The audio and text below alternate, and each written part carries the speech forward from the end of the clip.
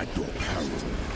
Stand before me and descend into oblivion. A realm where alliances are tenuous. So us Quest users was waiting a long time for this one, and boy, it does not disappoint.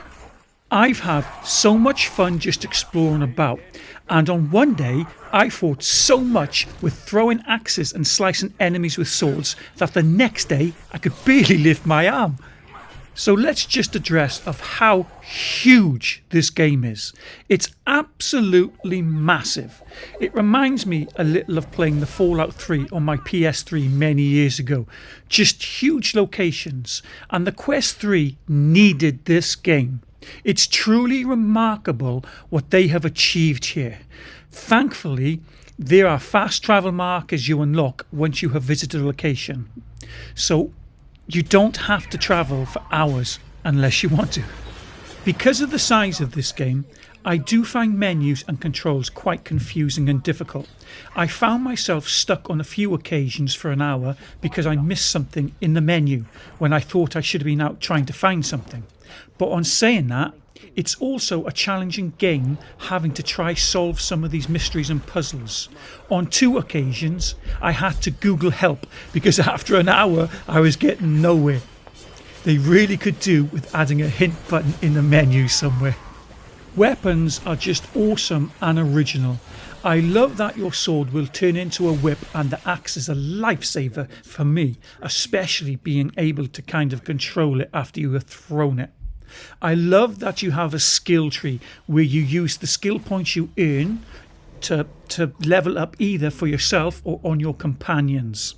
You can make shield potions, healing medicines and more. It's just hard to convey how big and full this game is. At the time of me making this video, I am only a few hours into my second character. The characters are fun.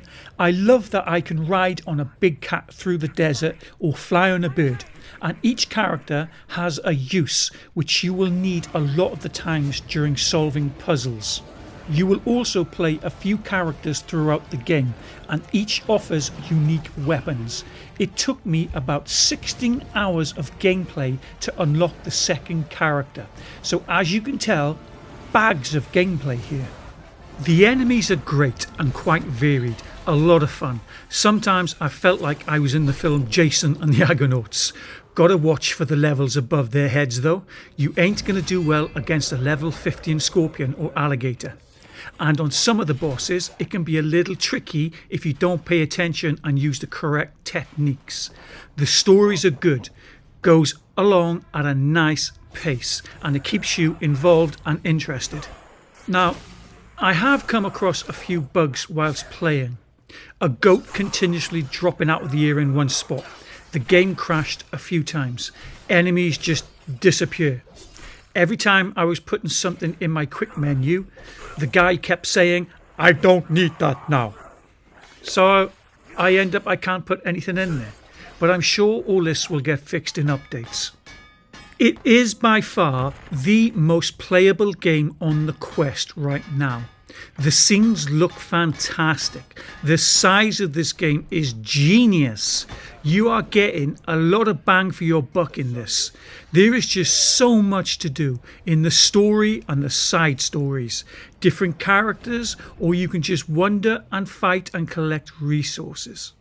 So on that, I rate this game a 47 out of 50, and you can find my scoring system in the description section below. So enjoy the rest of this gameplay. Please give me a like if this video helps you in your decision to buy it or not. Leave a comment if you are playing this and what you most like about it. The more people that comment, the more helpful it is for others to base their decisions off. Please subscribe if you haven't done so already. Click that bell to get informed of new videos as I upload them. And just remember, I only get paid if you watch my videos. So thank you so much for watching. Have a good one, guys. Let us collect what we came for and